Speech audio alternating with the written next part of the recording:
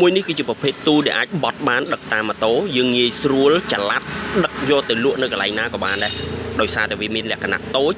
ប៉ុន្តែនៅពេលដែលយើងតម្លើងទៅវាធំនេះរបៀបនៃការតម្លើងគឺយើងដាក់មេវាពីរដើមអញ្ចឹងមកពេលដែលយើងលាហើយ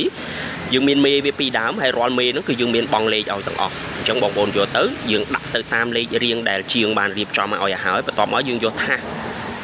ទាំង4សន្លឹកវាដាក់មកតាមលេខរៀងវាមក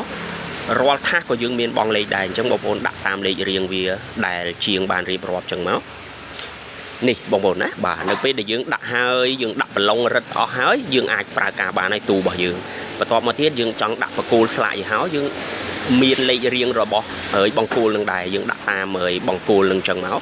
នេះបងប្អូនមើលនៅក្នុងវីដេអូបន្ទាប់មកយើងមានស្លាកយីហោយើងដាក់ចឹងមកណាបាទ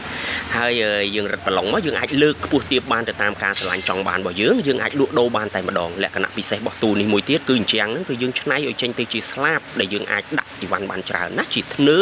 ដាក់អីវ៉ាន់បានច្រើនដោយបងប្អូនឃើញក្នុងវីដេអូនឹងអញ្ចឹងណាទាំង4ស្លាបណាអញ្ចឹងវាទាំង4គឺយើងអាចច្នៃលើកបានទាំងអស់អញ្ចឹងយើងដាក់បានច្រើនហើយប្រវែងវាបានវែងដាក់មហូបដាក់អីបានច្រើនណាតាំងអីវ៉ាន់លក់បានច្រើនមែនតើ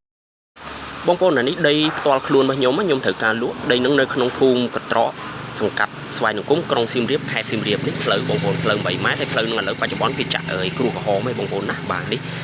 ចរន្តតែម្ដងផ្លូវហើយជុំវិញហ្នឹងគឺសិតតែផ្ទះបងប្អូនយើងរស់នៅហើយអញ្ចឹងបងប្អូនចង់បានដីលំហែនៅក្នុងក្រុងសៀមរាបទំនាក់ទំនងបងប្អូនណាបាទនេះរូបភាពដីពេលបច្ចុប្បន្នហ្នឹងបងប្អូនជាប់លបងផ្ទះវិឡានឹងគេតែម្ដងអញ្ចឹងបងប្អូនចង់បានទំនាក់ទំនងមកប្រភេទប្លង់រឹងបងប្អូនណា